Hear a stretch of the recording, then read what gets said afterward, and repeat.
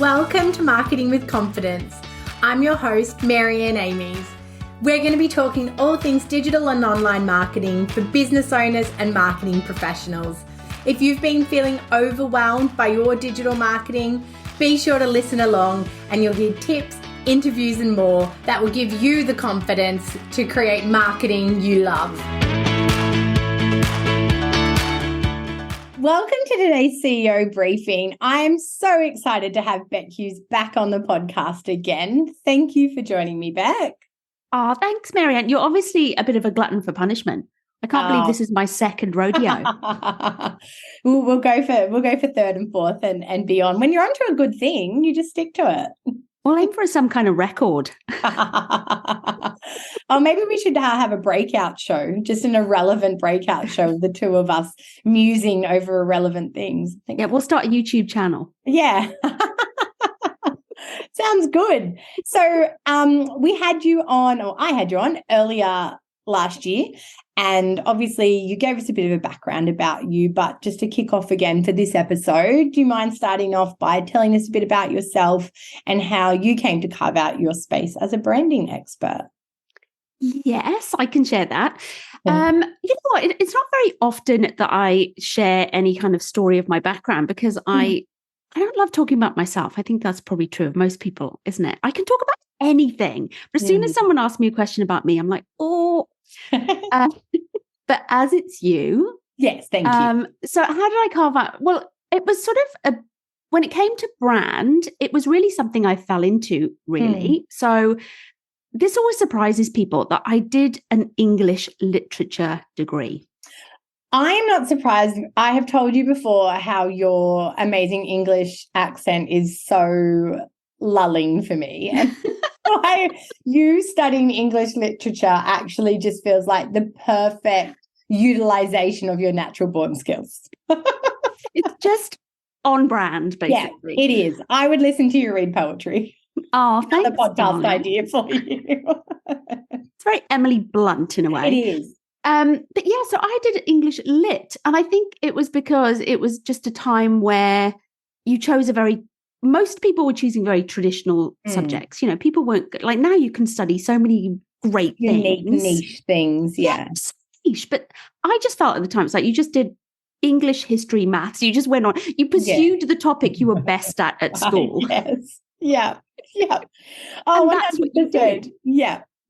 So I did that at Bristol Uni in the UK, which is a very what they would call like red brick uni. It was a bit posh. I'm not posh at all. I'm from Wales. Your voice is posh. So I'm very unposh. But really the outcome of doing an English literature degree is that you've got probably very finite number of career paths in many ways.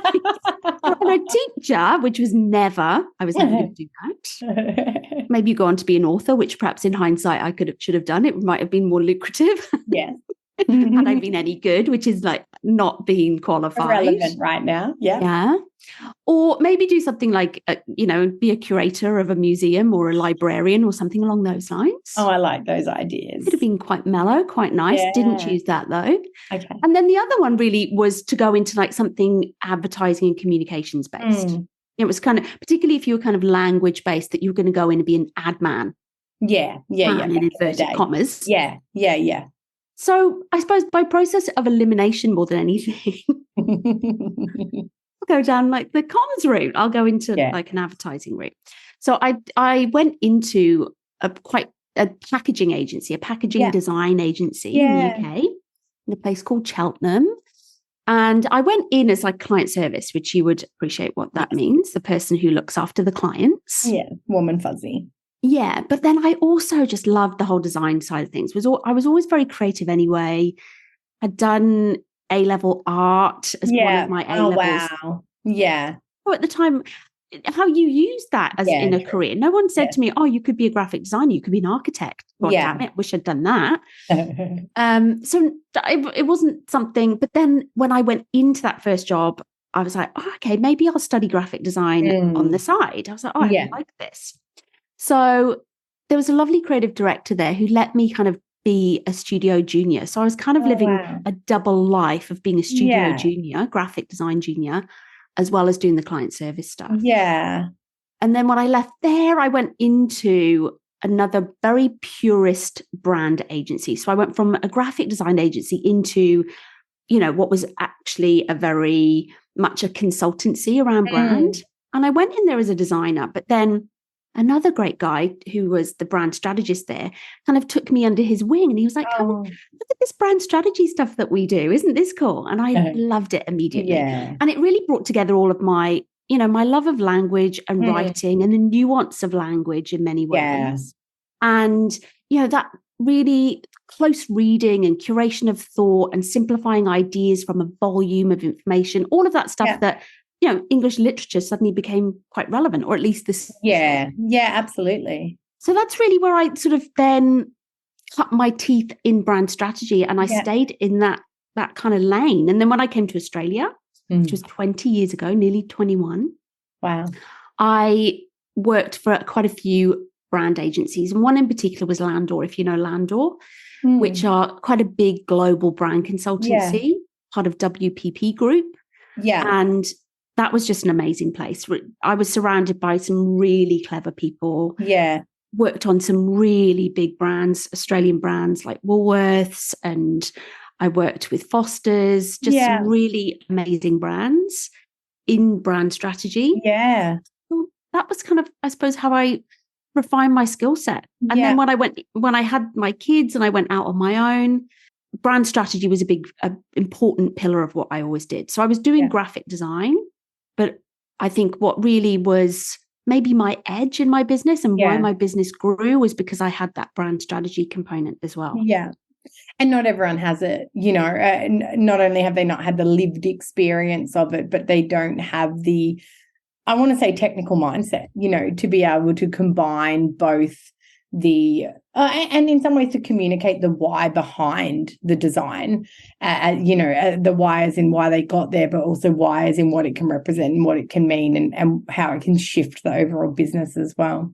Yeah, 100%. I think, it's so the cliche, brand is more than a logo. And I just yearn to find a different way of saying it.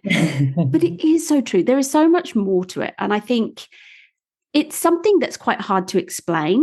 Yeah.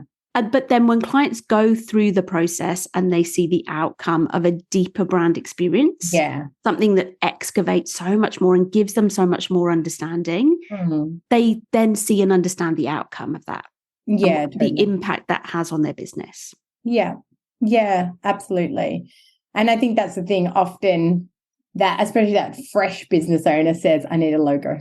And it's sort of like, no, you don't need a logo. You need a whole brand. They do might just need a logo because they have maybe an intuitive understanding of their brand. But more often than not, there's so much more than they need a logo. And sometimes it's sort of code for, I know I need a brand. But sometimes it is just, I think I just need a logo. But then we introduced people to the idea that there is so much more to it. And they see it actually in action. And particularly when you start to talk about other brands doing it well, I think the penny maybe drops then. Yeah, absolutely. Oh, fantastic. So that's my history, darling. Yeah, that's your history. It's lovely. I still think maybe in your retirement you could read poetry. Maybe that could be my other podcast. Yeah, or the paid subscription one where you read poetry. Yeah. I'll map out a marketing strategy for you. Thank you. So as the CEO of your business, I wanted to find out how you do the impossible, it seems. You balance working on your business and working in your business. Oh, look, and isn't it just the thing? I think that it's the holy grail. It's what everybody strives for, is how you get that balance. And that balance has not been my strength in the past. I don't know if it is my strength even yet, but I think I've improved. And I suppose you only can hope for improvement. Yeah. But I think for a long time in my business, and I think you would probably identify with this as well, is that in any kind of service industry, you can sometimes inadvertently become a bit of a slave to your client. Yeah.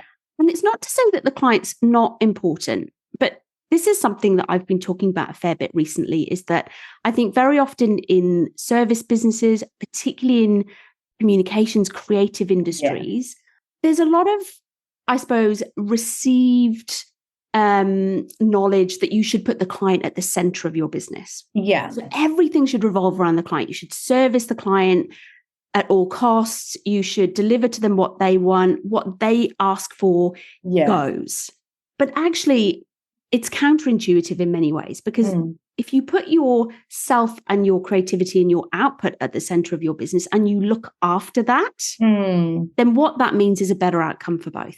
I think you actually get a better outcome for the client because you're focusing on the creative output and you're focusing on yourself and actually looking after yourself better.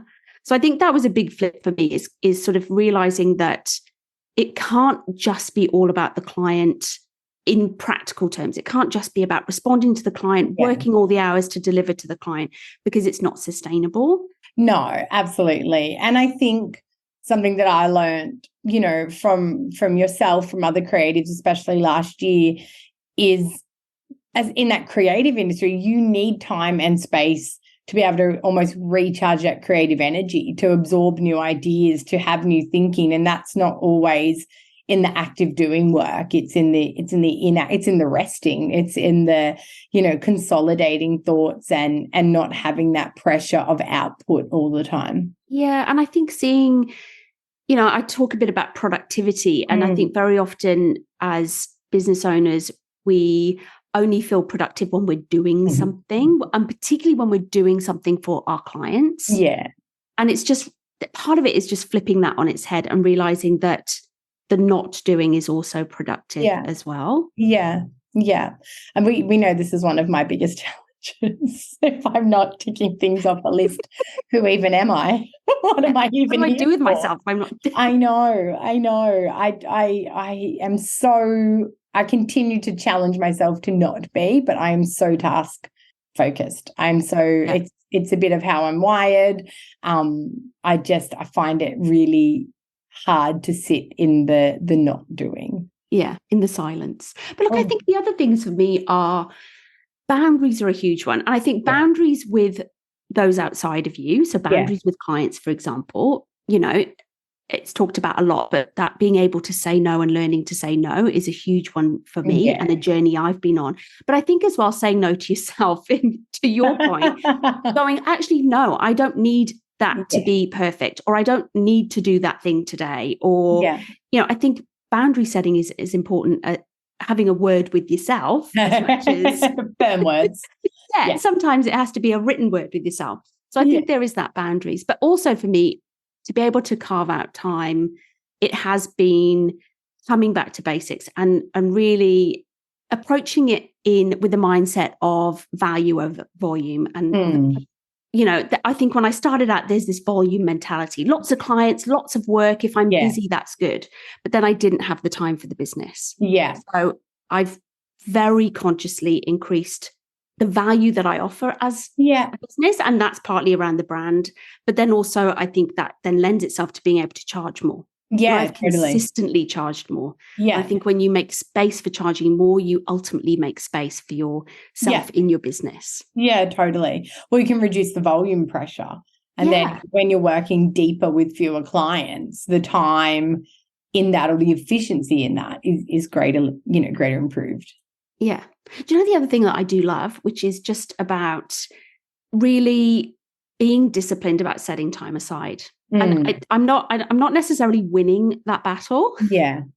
But having a mindset to do it, and at least aiming or having the intention is so much better in terms of making sure that I literally set aside time for the business and for the clients, and I aim to make that time non-negotiable. Yeah, absolutely. Yeah, I did in some of my sort of New Year planning. I sort of looked at my week and thought, where can I reclaim some time just for me? You know, just for the thinking, you know, for the non-productive yet still important time of just for me, and sort of looked at the calendar and thought, you know, what could a week look like where I do end up with, you know, 2 or 3 hours that aren't task focused, where I can go out and do things that I love, but therefore giving me time to recharge creatively, and probably where I'll find that lots of ideas come, you know, it's like when I go on holidays, and I get a massage, I sit there and I've planned out absolutely everything. I've solved every problem I ever needed to solve. But I don't think in a normal month to be like, I should go and have that massage and let those ideas come to me. It feels like wasted time. Yeah, it does. It does. Yeah. Especially when I still remain the world's best employee to myself. World's best employee and the world's best boss. Yes. It's a win-win. Yes. Although I often say that my boss is a real bitch. I'm like, my boss is a real bitch. She works me so hard. She creates very long to-do lists. Yeah, she's tireless. She's always adding more to do. She makes me work after hours, weekends, horrible. Check emails on holidays. But yes, maybe I should work towards being my world's best boss and world's worst employee. Yeah, maybe. Maybe that's the goal. What about morning routines? Do you have a morning habit that sets you up for success? Okay, so I have long had aspirations to do something amazing like the miracle morning. Yes. So do you obviously know what the miracle morning is? Is it the one where you like get up at 5 a.m. and you don't check any devices? And is it that and you meditate? Is it Warren Buffett? Is it him? There's somebody. It's Hal Elrod, I think, is the author of the book and the concept. Yes. And I came across it a couple of years ago. And he basically did all this research that was, what do all these CEOs and successful people do in the morning, right? What sets them up for success, right? And then he essentially curated the best things, or the themes or the threads, and was like, therefore, you should do these. I think it's 6 things. Yeah. Which is, I think they might even all be ours, but oh, really? I don't remember them as ours. But it's like meditate. Yeah. Do some exercise, read. Is there like a journal intention setting? Yeah. Do journals, do affirmations, and do visualization. It's those 6 things, right? Okay. But all starting with R. Yeah. So, hopefully they're all ours. It would be really satisfying if they were, but I couldn't think of the So that was his thing. He was like, that's what successful people should do in the morning. And I think it was even essentially do each of those for 6 minutes or something. Maybe I might have made that bit up. 6 for 6. No, it sounds like that perfect framework. I'm there. Yeah. It's the kind of thing I can get on board with because it's kind of reasonably neat and nicely packaged. Yes. So I did try it for a while, but I think what I felt with that was that I was going through the motions. I was going to say ticking the box. Ticking off like, I'll just read for a bit, then I'll do some meditation. Oh, stop. 6 minutes is up. Put the book down. Quick. Yeah. And this is exactly what you do with it. You turn it into a tick list. You know I would. I'd be like, meditating. Oh, stop the clock. Meditating done. Tick. What's next? Affirmations. Let's go. And I think you feel maybe it's something you should persevere with, and it will become more intuitive over time. Yes. But I didn't feel. But there were a few things out of it that I did feel that I quite enjoyed and I quite liked. Yeah. So I have aspirations for that, but it just hasn't worked out for me. But what I do in the morning fairly religiously is, because like you, I am a real to-do lister, and I will always end up with like 30 things on my to-do list. And then I'll just hate myself every day for not getting through, not even the 30 sometimes, finding something else to do that's not on the list. And how could you? Yeah.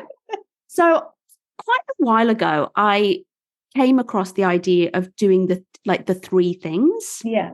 And there is someone who talks about this, but I can't remember who. Now, this is not mine, okay? But I don't know who to attribute it to. Noted. But I didn't come up with it. But I did add to it. And so I do the 3 and 1. Okay. So every day I start my day by going, what are the 3 things I want to do today? Yeah. And it's not necessarily tiny things. Each of them are reasonably substantial things, but they could be things for my business or things for client. But as long as I do those 3 things, it's almost like a reward thing. And it's good for my mindset because I feel like I've done the list. Yeah. Yeah. Yeah. So I choose the 3 things, and then I've got 3 things a day, and I sit down and plan that out every morning. Mm-hmm. And then it's 1 thing a week that is specifically for my business. So if I do that 1 thing, then I know that I'll be moving my business forward. Because in my experience, I think there's so often weeks and weeks and weeks go past with people and they go, there's that thing I needed to do. I wanted to update my sales page, or I wanted to do that post, or I wanted to do that thing. I wanted to write that blog. Are you referring to me now? Are these conversations Look, you have? if the cat Are you calling me out on my own podcast? Maybe you feel seen, maybe you feel called out. I'm not sure. But I figured to myself, well, if I was to do one thing a week, it would amount to at least 40 things a year. It's not that I don't know how many weeks are in a year, but I know that I will have off weeks. I like what you did there. It's a little less pressure. Yeah. So 40 things is a lot. That could kind of accumulate to quite a lot of action taking, right? Yeah. So that's my thing. So I do my 3 things. And then the other thing is I am a morning person. I am my most productive in the morning. Yeah. But I'm not like a dawn person. I'm not in the 5 a.m. club. No, absolutely not. So I, for a very long time now, have given myself permission to be quite slow in the morning. Mm-hmm. I don't feel that I don't kind of have to get up and do the miracle morning and tick off my 6 things. The first thing I do is I have my coffee, I go and sit in the garden. Hopefully it's a sunny day. And I just actually start the day quite slow. Yeah. With no other intention than to just go, okay, now I feel ready. If I rush myself into the day, I never feel like it's going to be a good day. No. I mean, it's like, you're a mum like me. It's like when you have those sort of explosive mornings with children and then you just feel like the whole day is off. And I think it's the same. If you're rushing from the second that you get up, you've got that energy for the whole day. So I think that's really nice. And I've never felt like I wanted to, having chosen to have my own business and essentially it's not about working from home per se, but it's about working for myself and therefore being able to choose how I use my time. Yeah. And part of that was actually driven by the fact that I didn't want to get up and go on the train into the city every day anymore. But it was also partly that I just did like the idea of my kids just having that same kind of slow start to their day. Yeah.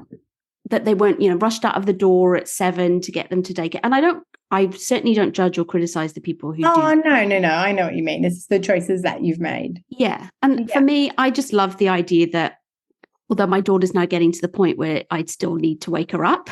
But no, there's no, school doesn't start that early. But I just like the idea that their bodies could wake up naturally. I never had to So that was my kind of thing. I like slow mornings. Yeah, I love that.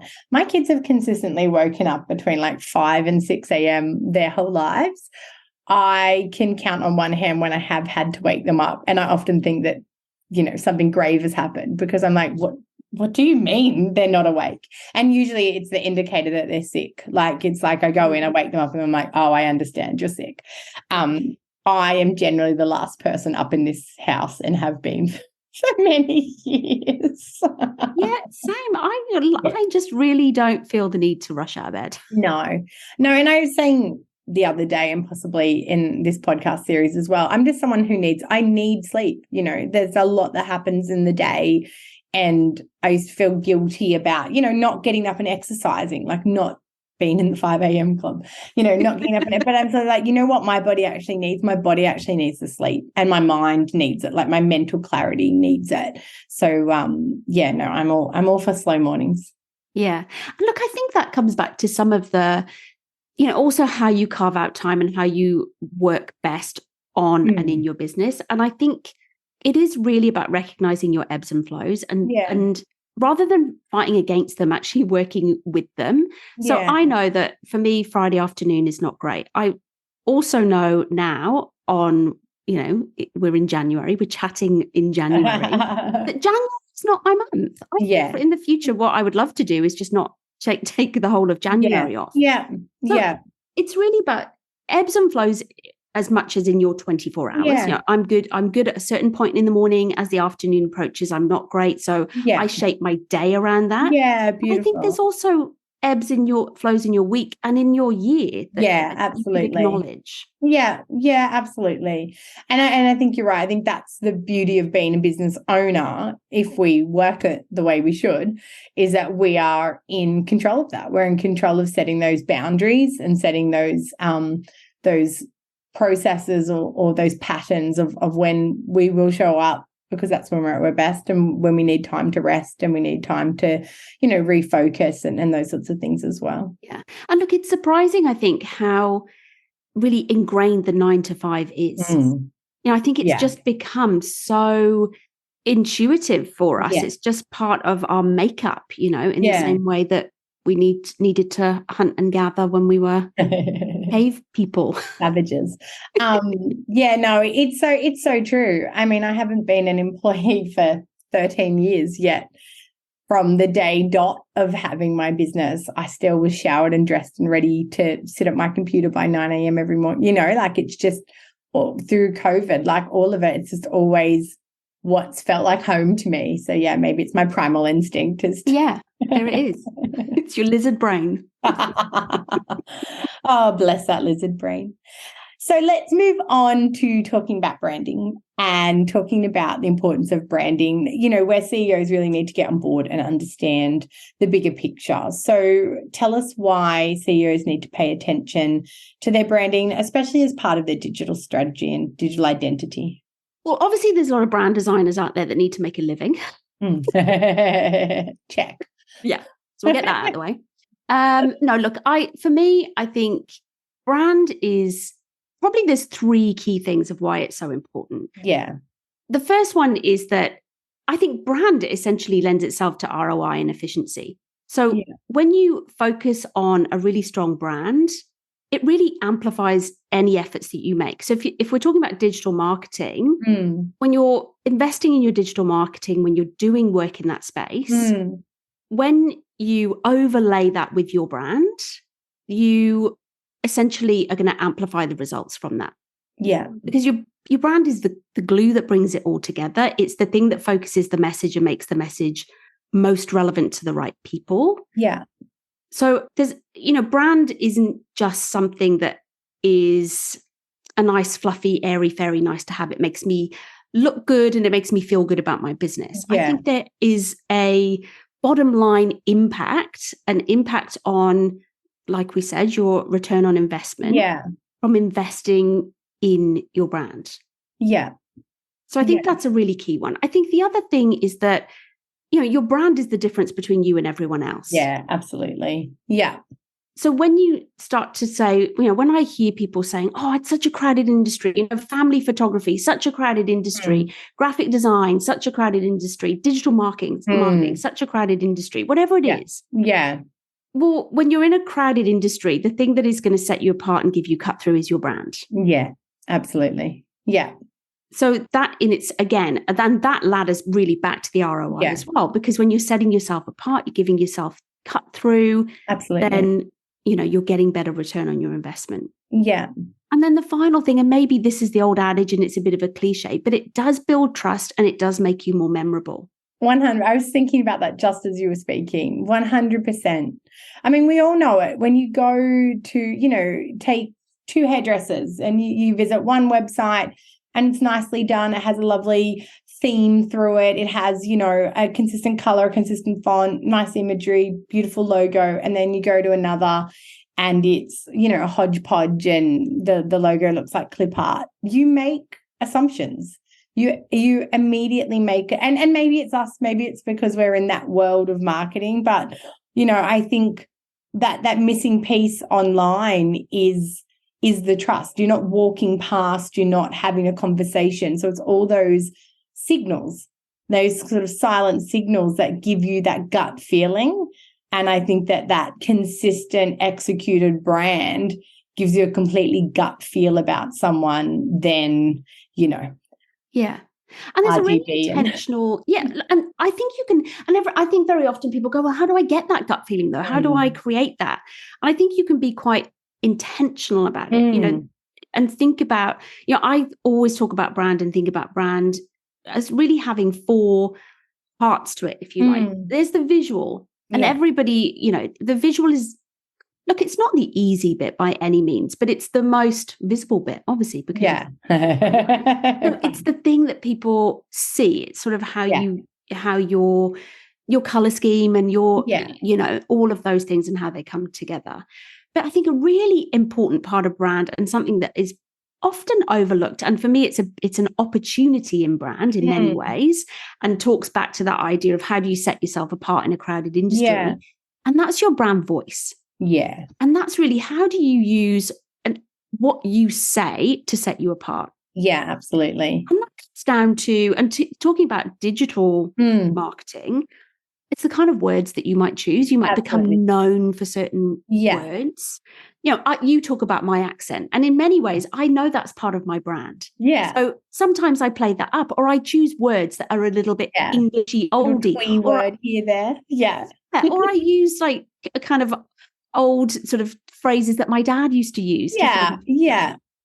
So, absolutely. And digital has no tone. Like there's no intonation, there's no pauses, there's no lulls and that sort of thing. So it's the conscious choice of words. I often do like dots and dashes because I tend to speak with sort of dramatic pauses. How do you build that into your voice? Exactly. And that makes me, I think when I would read my content, it would feel different to somebody else that might have really relaxed language or might have really formal language. And you're right. Like, the tone of that voice and the feelings it gives you when you read it is such an important part. Yeah.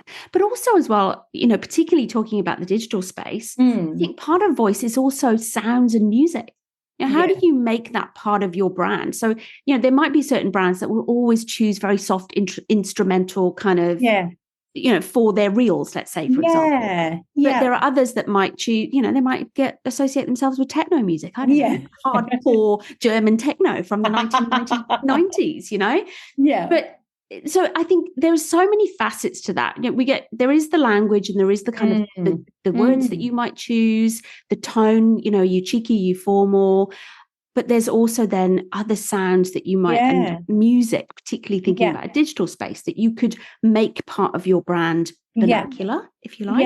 Yeah. Interesting. I've never thought of that, funnily enough. With reels, I just kind of judge them on the creative idea I can put against trending audio. That's my approach. I'll look for trending audio until something clicks, a creative idea for me that's on brand. But I've never actually considered the different dynamics of that music and what may or may not resonate with my tone of voice. That's really good. Really important. Yeah. Because it could be a bit of a clash if you chose them. Yeah, absolutely. But then the other thing for me with brand is also, you touched on it, it's aura. And that's the kind of intangible bit of brand. But I think you can still be very intentional by asking yourself the question, how do I want people to feel about this brand? When they engage with me, when they interact with the brand, what's the kind of feeling I want them to get? Yeah. And I think that's something you can be quite intentional about as well. Yeah. Yeah. And some of the things like your tone of voice, choice of music, how you look will contribute to that. But I think there's also an intent and recognizing what that aura should be and really consciously always being consistent in it, I think is really important. Yeah. And the authenticity of that as well, which I think you and I may have discussed last time, trying to be something that you, especially with personal brands, trying to be something that you are inherently not, that aura, you can't kind of fake it. If you're a very reserved person trying to create the reels that an outgoing person creates is never going to be on brand for you, and it's not going to feel right for people. There's going to be that missing piece of connection, that disconnect from the brand of who you are and what you're trying to sort of mimic that you've seen. Yeah. And everything, every action you take will have a response. It will create a feeling in someone else. Yeah. And, it's either going to create a good feeling or it's going to create an uncomfortable feeling or an awkward feeling. And so you want to be able to consciously curate that in some ways. Yeah. And you can't control people's feelings, but the right people will get a good feeling and the wrong people will get a negative feeling. And that's okay, because you want to sort out the wheat from the chaff anyway. Yeah, exactly. And as long as you're resonating with your ideal client, then that's fine. But if you're not, then that's, I guess, where the problem lies. Yeah. And then the other one is your actions. I think, again, there's a big opportunity around experience in brand. What's the experience that people have when they interact with you, whether that's the experience before they engage with you and become a client, but also the experience they have as a client and after as well. Yeah, that's interesting. We did a whole lot of process work last year, and the lady that we worked with talked about, like, what's your offboarding? When someone leaves, what do you do after then? And I was sort of like, I always just tend to, give a thank you email and that sort of, just like, it's an opportunity to leave a lasting positive impression of wrapping up and, asking for a review before they go and reiterating what you achieved together. And it's so interesting as well, just that, how your brand wraps things up and that lasting brand impression that people will then talk about to other people as well. Yeah, 100%. So I think when it comes to brand, when you think about it in the context of your digital marketing, it's important. And there's so many opportunities to have that cut through, to improve on the ROI, to do all those things when you start to think outside of just your visual. Yeah. Oh, absolutely. And when you first sort of started speaking about the elements of brand and you were saying you're often the easiest, and you clarified not exactly the easiest, but I think part of that point is the visual is what everybody thinks branding is. That's why people say I need a logo. Or even when they say I need a brand, they don't actually take into account all the other elements that form part of that brand and how that brand can then go on to connect to that ideal client, filter out the not relevant, attract the relevant, create alignment, build trust, build credibility, all those wonderful things that sort of thorough branding does. Yeah. Look, ultimately, I think your brand it's an answer to a question that your ideal client's going to have in their mind. Yeah. So if you're not answering the questions that your client might be asking around, can I trust this brand? Is this brand going to help me get to what I desire most? All of the questions that they might have, ultimately, your brand, the job of your brand is to answer those questions. Yeah. That's what's going to cause someone to take action. So you're not going to just answer those questions with a visual. They're not going to get all of that. They're not going to get that understanding that you're going to move them towards something they desire the most. You're going to create a pivot point for them with a beautiful logo and a color palette. Yes, it will start the conversation, no doubt. Yeah. But there is so much, that then all of the other layers that we've talked about are what then build the richness of that connection and that answering those questions that they might have. Yeah. It's a really unique way to put it as well. It's funny, that's very similar to an answer about how do I become number one on Google, is to be the best answer to the question being asked. And it's so fascinating to think of brand in the same response. Yeah. For your brand to be the best answer to the questions they're asking for, the solutions they're seeking. Which then clarifies the ultimate goal, because the ultimate goal is to understand what the question is in the first place. Yes. And that's what I talk about a lot when I talk to creatives. When you jump in feet first, because you go, this is what's on trend and this is the kind of brand I want to create. And you might intuitively answer the question. Yeah. You might not know for sure. So that's where brand strategy comes in. Brand strategy is really about the first step for brand strategy, about formulating the question. Yeah. What is the problem or the challenge that we need to address with this? Yeah. Because then if you know the question, you know what problem it is you're trying to fix. And then you can objectively assess what you've done, whether it's right or not. Yeah. Yeah. It's a really fresh, I think, perspective on that and really valuable to ponder it. Really, really valuable. Thank you. Welcome. The meaning of not life, but brand. Close enough. Same. I'm pretty sure it'll do. It's equally as important. Let's be honest. So thank you for sharing all of that around what we need to pay attention to for our branding. It's, as I said, so much food for thought. So to wrap us up, can you share your top tips for CEOs and what they need to know to make sure that their brand is strengthening and informing their digital strategy? Yeah, for sure. Look, I think I've probably touched on them, but it's definitely worth revisiting and just, recapping in many ways. I suppose my top tip comes back to what we've just talked about, which is to say it's so important to invest in a meaningful brand. Yeah. And really just challenge yourself to the possibilities of what there is for your brand beyond the visual. Yeah. And really ask yourself, what is that question? What is that challenge that I want my brand to answer? What is the question that my audience is asking? And am I creating a meaningful brand using all of those layers that I've talked about? Yeah. The visual, the voice, the aura, the way you behave, your actions. Yeah. So that's the first thing, is that if you're currently in a branding space where you're putting your colors, your fonts onto something, then it's worth thinking more deeply, because that's where the magic is. That's where you're going to really get the point of difference. Yeah. But for me, that's just the foundation. That's the basis of, if you are a brand owner, that is your opportunity. Let's call it a competitive opportunity. Yeah, absolutely. Yeah. I think the other thing is, and again, we did touch on it, is I think you should always use your brand as the filter for any of your digital marketing. Yeah. And particularly for digital trends. Yes, absolutely. Yeah. Because I think we've spoken about this before, right? It's so easy to jump on trends. And that's what we've seen probably explode in the last 12 months.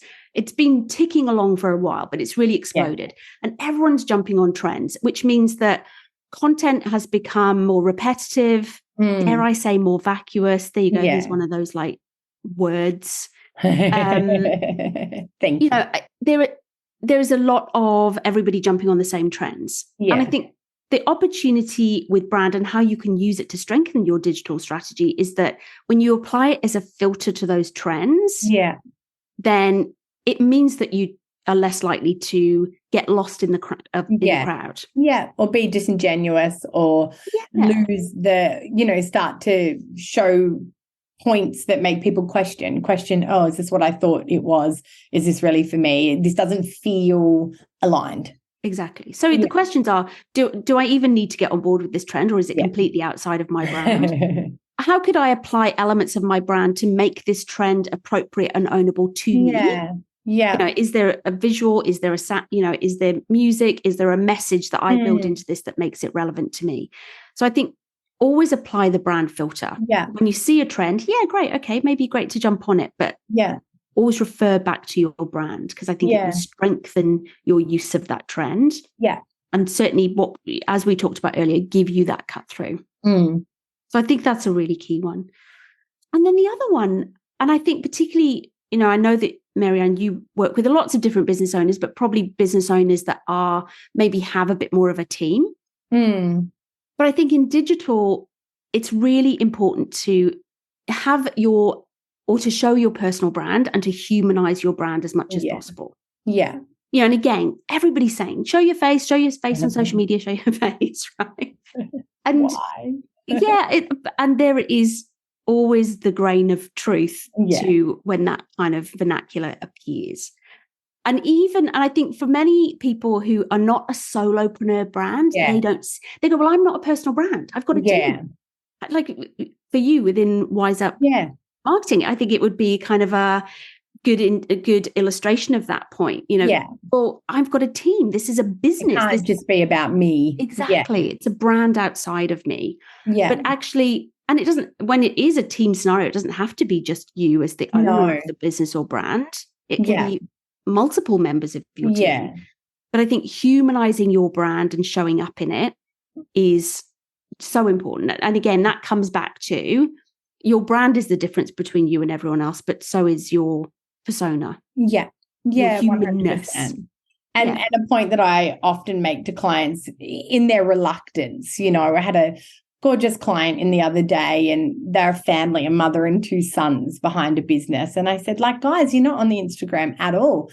And they said, oh, no one would want to see who we are. And I said, I absolutely disagree. I said, your story in itself, a mother and two sons, like your son, one son's doing the website, one son's doing the graphics, you're doing the production. I said, that story within itself is so interesting and so engaging. And the one place that small brands can compete with huge brands is that we have humans behind us. 100%. We can show the human, we can build and humans that are going to be there the whole time, not humans that resign tomorrow. And you have this gap in content, but that business owner it does, again, like, it doesn't have to be perfect. You don't have to be picture perfect, or the pressure you put on yourself to be that. Your workspace doesn't need to be, spick and span. Like, it's that real, and again, on brand, going back to what your brand, but even the most polished brand, if I saw the behind the scenes, we're hungry for that. We're hungry for the how and the why and the who. And I think that that's where small brands have this plethora of content, have this strength and opportunity that big business will never have. Yeah, 100%. And look, I think you've hit the nail on the head in many ways, because there's a lot of content around show your face, show your face. So what we then get is posts with people showing their face, and they might do it once a year, or maybe once every 6 months to go crazy. And here's the intro to me post, right? Yeah.